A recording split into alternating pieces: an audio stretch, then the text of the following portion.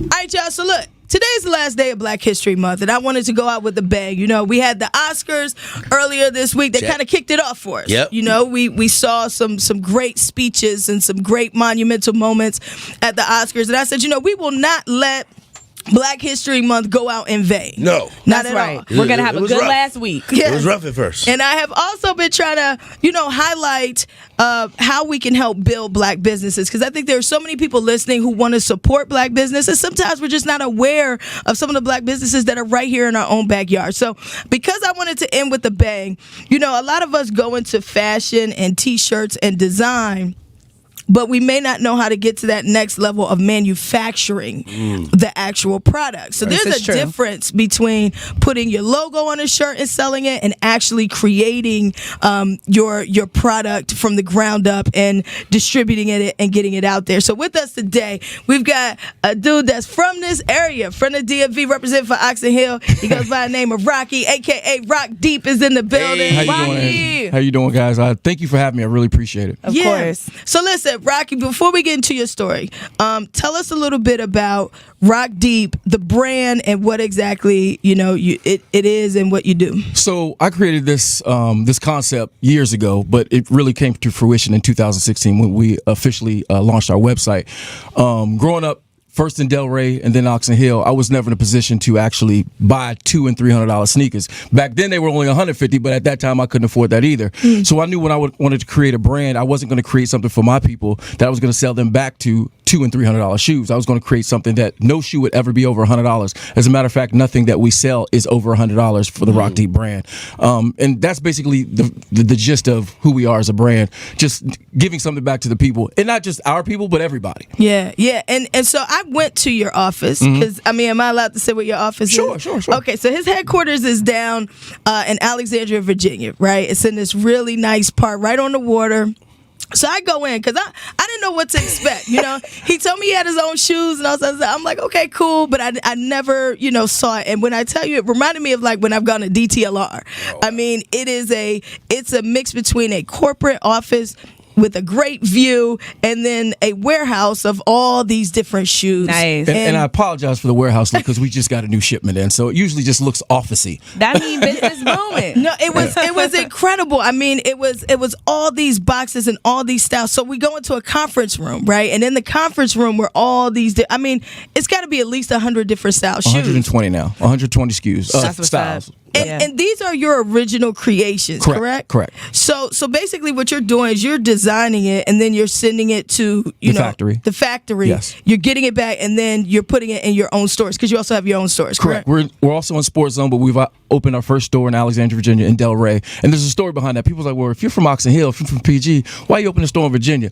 Well, it's a full circle story for me because in Delray, way back when, in the 70s, I couldn't even walk up to this part of town. My parents said, don't walk past this part of, Mount Vernon Avenue. So at this point, the building is actually owned by Masons, and so for the last 30 years, the salon used to be in the spot that we're in now. Okay. And for real, it's just a full circle story for me, coming back to a place that I couldn't even open up a store, 40 years ago, but 30 years, since I opened up the store, there was a salon, black owned salon. Wow. So they've kept it black owned. Yeah, I thought that was awesome when you told me that story, that the Masons, basically they said, whatever next business comes in, we want it to be black owned. We would prefer it to be black owned, correct. Yeah, nice. And so you're in there. So now you've got 2 locations. So we have the office and we have the first location, and in 2 months, sometime around my wife gives birth to our next child, we will open our second location. Nice. So I try to tell people, if others won't carry you, carry yourself. Because Foot Locker and Detail Law, no shade, but if they won't carry you, build your own means to carry yourself, because people will come if you give them an option. Yeah. Right. Yeah. Because when we go into your store, and we'll put this up on KYSDC.com and Angie AM,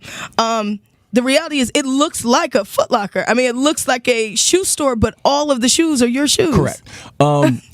I just wanted to be able to give people always ask, what's your demo? Everybody.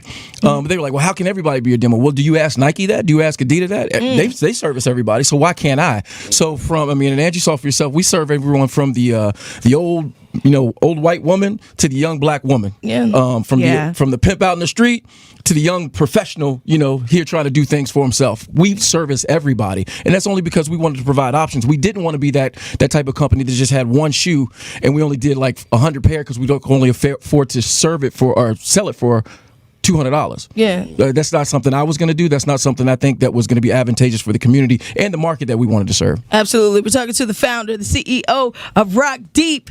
Listen, Rocky, I got to ask you too. Your story as to how you got started as far as like going from idea and concept to actually making this a reality, manufacturing your very first shoe. It started with a little crowdfunding. Correct. So tell us how you did that. We did a Kickstarter. First of all, never leave your job until you make your hustle your main job, but keep your main job till you secure your hustle, if that makes sense. Right. Right. So never leave one to go to the other until that other is secure. But we started off with a Kickstarter back in 2015, I believe it was, 2014. And basically it was just to find out if people other than your friends and family would buy your stuff. Because everybody tell you your stuff's nice. But when you find out strangers actually like your items and your products, you know you're on to something. So we set a target of about $40,000. We exceeded it the day of the last day, which was about $3,000 or $5,000. And at that point, we went from two pairs of sneakers to over 120 3 years later.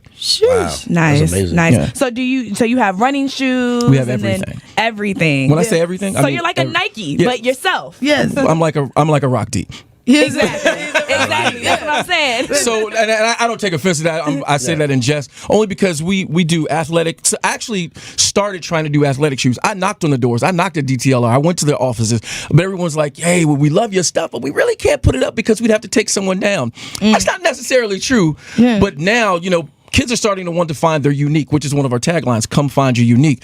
Kids, everybody doesn't want to look like everybody on release day, which is what we say. Yeah. Why look like everybody else on release day? Because our stuff is fresh, it's brand new. You guys are seeing it for yourself. But we want to provide the opportunity to say, hey, we are the first of our kind. We aren't just a black-owned business. We are a business. Yeah. We just happen to be black-owned. I see apparel too. I see you have the apparel Yes, sir. as well. Yeah. It's amazing. And actually, he left me a little something for you too, Money. I just forgot. Yeah, You left it. I did. But I want you to know. I sent you a couple hats. I'm sorry. It be on. And a hoodie. I know. I messed up. I dropped the ball. But I want you to know I got something for you. Now I'm a sneaker guy, right? So I like a lot of these designs. I'm not gonna lie. That, especially like this one right here. Those are a go-to for a lot of people. Yeah, I really like this design. That's fire. And how much is this shoe like that? So that you're holding in your hand is the cheetah, a cheetah design, and then the other one is an amphibian. None of those go for over $85. Our highest shoe is this wolf right here. People in the radio land can't see it, but you'll see it later, I suppose. Yes. No more than $95. Okay. These are our wolf series, which is our highest selling shoe. We sell it in like 5 different models. Nice. But again, we sell affordability.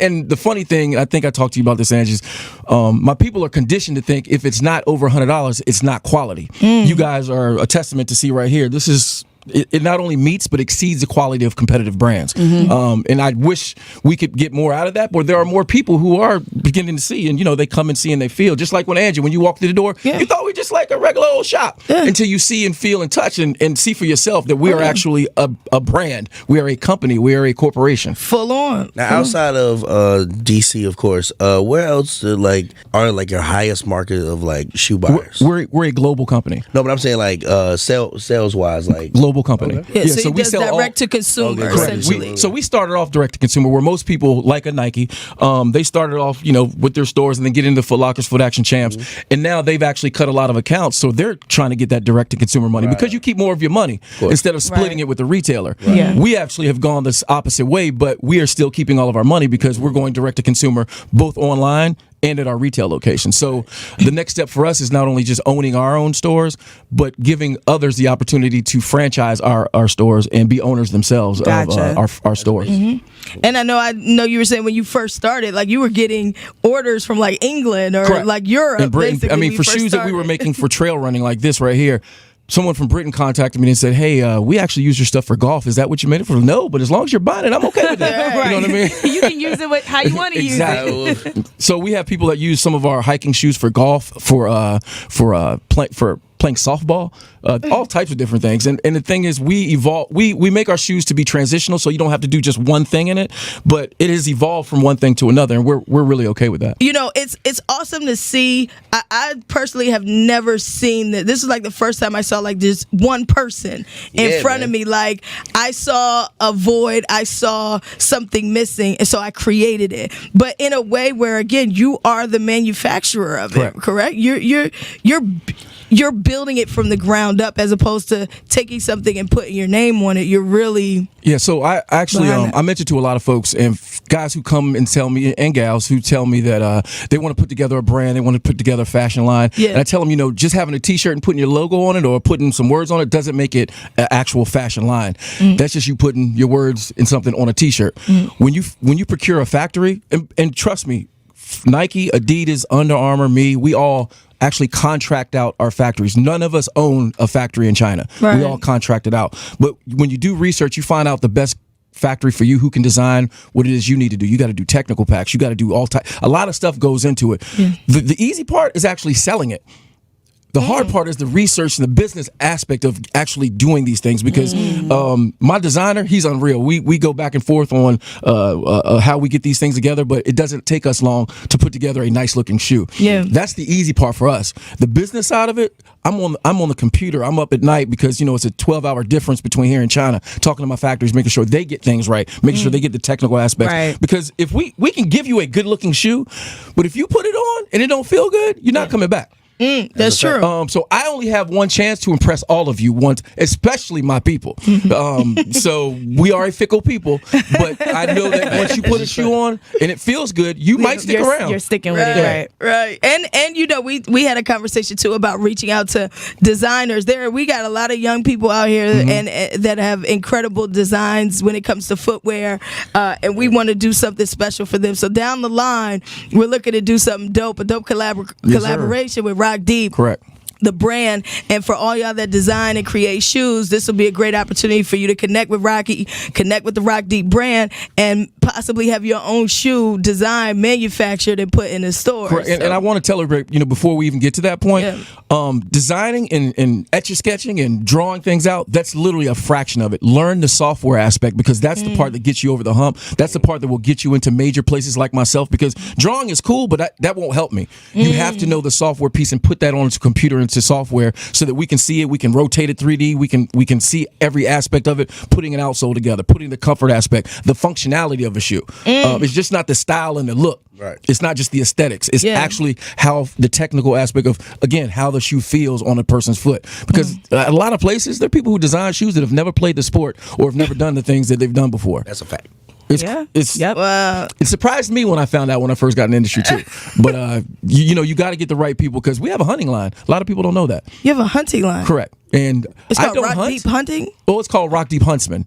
Oh, okay. But trust me, I don't hunt. So it sounds like I might be a hypocrite, but I went and found those who do, and I have the faces to fit that. But you would be surprised at how many black people that do hunt. Yeah. And they are out there doing it. And they love our stuff because most of the hunting gear and apparel is easily $200 to $250.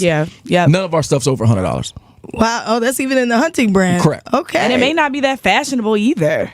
With other hunting, You're right. hunting brands, as you all say, facts. Hey, Rocky, man, let everybody know how we can follow your brand and support your stores and go see your store. You got to check it out, man. I'm telling you. I'm at ROCKDEEP Global on IG for the youngins. Okay. For us old folks, Facebook, I'm at ROCKDEEP. Okay. On Twitter for everybody, I'm at ROCKDEEP Global. Find me anywhere, find me everywhere. But if you can't find me, Google always works. Because it's funny that, I have friends who have followed my whole journey and they'll inbox me, yo, what's your website? Wow. Bruh! Google. We friends. Just say ROCKDEEP and Google will take you there. Yeah. Well, go to a ROCKDEEP store, man. I love how you said, you were trying to get your stuff into different stores and when they wouldn't, open up their space for you, you said, I'm gonna build my own. I'm gonna open my own. That's awesome. In the next 2 years, you'll see us in over 1,500 doors, and not just my own, but because we've gone to Vegas to the trade shows, we've had people come in. They've actually done like you, come and seen and felt and touched. They're not just on LinkedIn seeing it from afar. They came and saw it, and now we have an actual sales force across the nation selling our stuff. So in the next 2 years, you'll see us in over 1,500 doors. Nice. Incredible. We're excited. Yes, put the shoes on, try them out. I know I got my ROCKDEEPs on, and they're definitely so far. I got like 3 or 4 different pairs, and they haven't failed yet. And my mom actually tried to take my shoes off my feet. And shout out to Sports Zone because they do carry the ROCKDEEP brand. Go Sports Zone. Okay, Sports Zone for supporting and repping. So go find the ROCKDEEPs, all right? And let's keep building black with 93.9 WKYS and the Angie Morning Show.